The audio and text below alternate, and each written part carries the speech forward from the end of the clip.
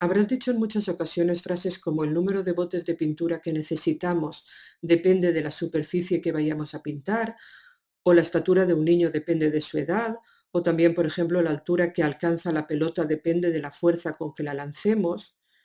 En realidad, multitud de objetos y de fenómenos de la naturaleza están relacionados, es decir, dependen unos de los otros. Y esta dependencia entre dos magnitudes, y una magnitud no es más que una unidad que se puede medir, como por ejemplo el tiempo, la temperatura, la velocidad, el número de las mesas de clase, etcétera. Bueno, decía, esta dependencia puede ser más o menos estrecha.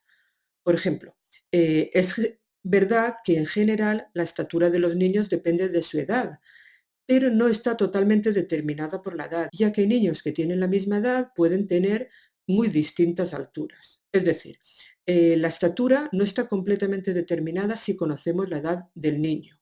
No ocurre lo mismo si, por ejemplo, estudiamos dos magnitudes como el área de un cuadrado y el lado. El área del cuadrado depende del lado y solo depende de la longitud del lado, porque el área es lado por lado. En este caso, sabiendo la medida del lado, determinamos completamente cuál será el área del cuadrado. Para cada medida de un lado no habrá más que un valor del área. Pues en este tema nosotros vamos a estudiar este tipo de dependencias, cuando a cada valor de una magnitud le corresponde un solo valor de la otra magnitud. Y este tipo de dependencias es lo que llamamos funciones.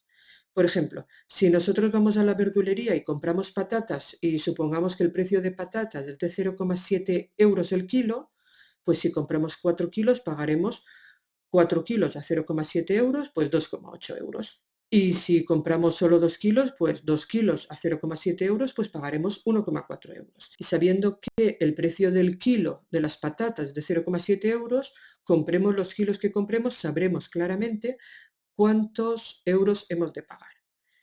Es decir, el precio que yo voy a pagar depende exclusivamente de los kilos de patatas que compre. Este tipo de relaciones es lo que entenderemos como función, aunque en realidad la definición más precisa ya la veremos más adelante. Como ejemplos de funciones nos podemos imaginar la relación que existe entre la velocidad en un trayecto de coche y el tiempo que tardamos en llegar a nuestro destino. O, por ejemplo, la cantidad de medicamento que se le da a un paciente y el efecto que éste le va a producir. A la hora de expresar una función hay varias maneras. Una de ellas es mediante un enunciado, es decir, mediante una frase que describa la situación. En el ejemplo de las patatas podríamos decir, el precio de un kilo de patatas es 0,7 euros. Y para calcular cuánto me gasto he de multiplicar 0,7 por el número de kilos que yo compro. Lo que pasa es que de esta forma nos hacemos una idea general, una idea global del comportamiento de la función, pero es poco precisa. Veamos un ejemplo. Mirad el enunciado este, dice, esta función describe el recorrido de Alberto desde su casa hasta el colegio en función del tiempo. Y dice así, de casa salió a las 8:30 y fue hasta casa de su amigo Iker. Lo esperó un rato sentado en el banco y luego se fueron juntos, muy despacio, hasta el colegio. Cuando ya estaban llegando, se dio cuenta de que se había dejado la cartera en el banco y volvió corriendo. La recogió y llegó al colegio a las 9 en punto. Esta es una forma de expresar una función, pero como he dicho antes, no es demasiado precisa. Para funciones un poco complicadas, seguramente tendríamos que escribir un texto muy largo y especificar mucho todas las características. Hay más formas de expresar una función, otra forma sería mediante una tabla de valores. En una tabla de valores tenemos un poco más de precisión, ya que a medida que nosotros vamos viendo las observaciones, vamos apuntando los diferentes valores en una tabla.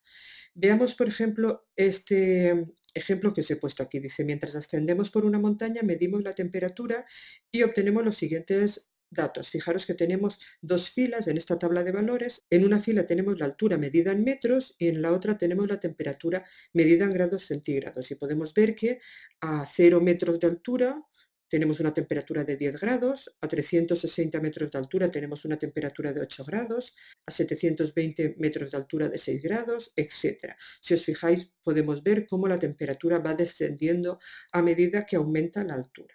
Estas tablas de valores también se pueden poner en vertical en lugar de horizontal. Sería una cosa como la siguiente. Podríamos hacer una tabla de la siguiente forma, donde aquí pusiésemos la altura en metros, aquí la temperatura en grados centígrados y aquí pondríamos, por ejemplo, para 0 metros tenemos 10 grados centígrados, para 360 metros tendríamos 8 grados centígrados y así sucesivamente rellenaríamos la tabla. Las tablas de valores, como ya he dicho, son un poco más precisas que los enunciados, pero todavía no lo son demasiado.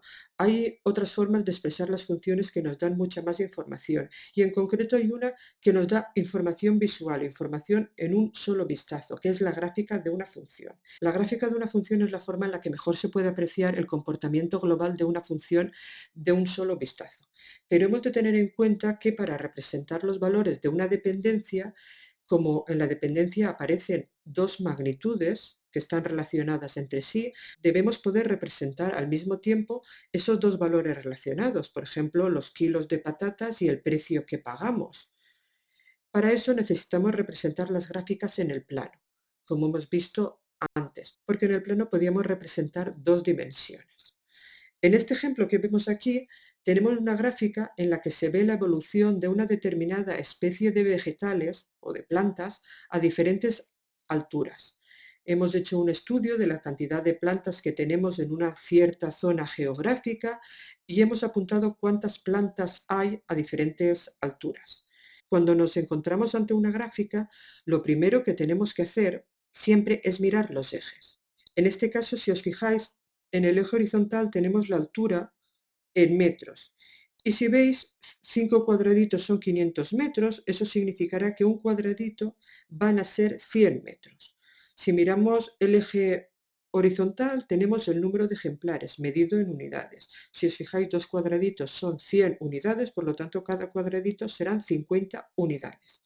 Ese siempre será el primer estudio que tengamos que hacer cuando comencemos a ver o a estudiar una gráfica.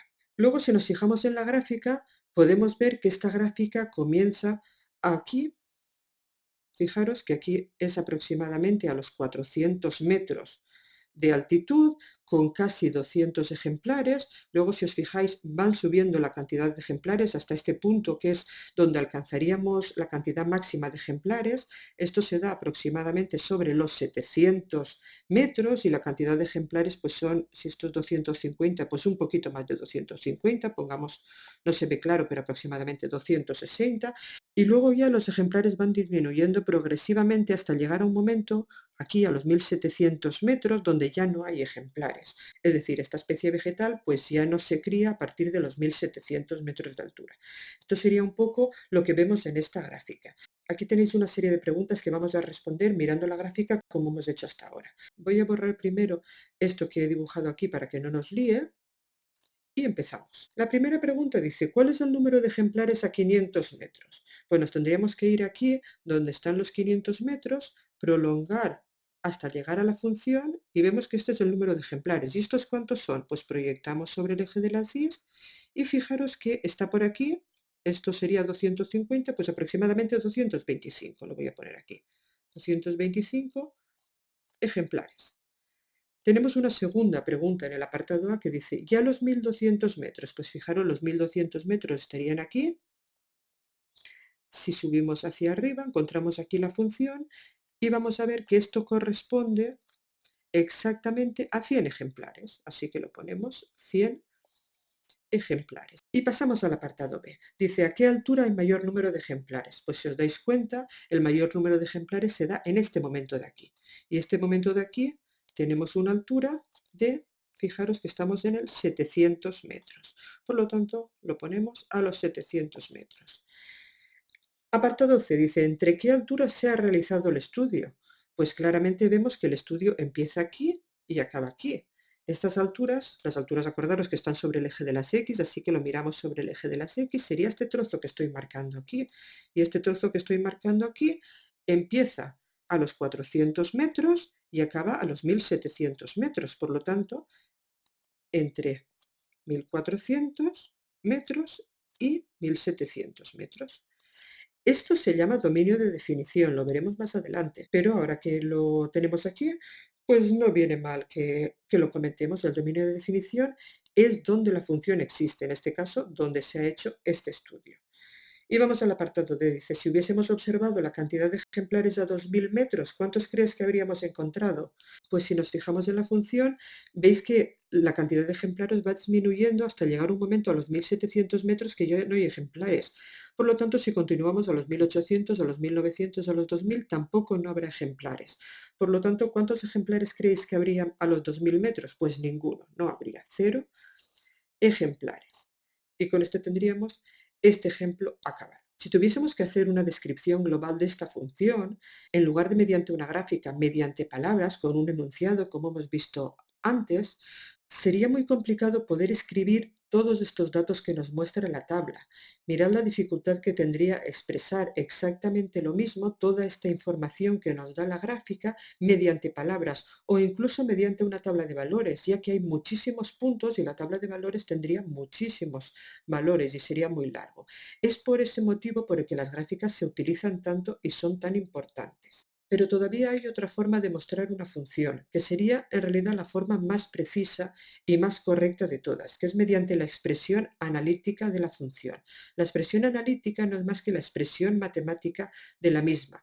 Una función expresada matemáticamente sería de la forma y igual a 3x más 2, por ejemplo. Otro ejemplo podría ser f de x igual a la raíz de x más 1, o por ejemplo g de x igual a 3x más 5, todo eso partido por x cuadrado menos 2x más 3, etc. Todas estas expresiones matemáticas se corresponden a funciones y con ellas podemos obtener la misma información incluso más que con una gráfica. Y es una forma mucho más precisa de dar una función. Lo que pasa es que esta forma requiere un estudio posterior que la gráfica ya nos lo da hecho. Pero nosotros en este tema vamos a enseñaros a partir de la fórmula, o por lo menos a partir de algunas fórmulas muy concretas y muy sencillitas, cómo obtener la representación gráfica. Y luego teniendo la representación gráfica ya seremos capaces de estudiar o de ver las características principales de la función.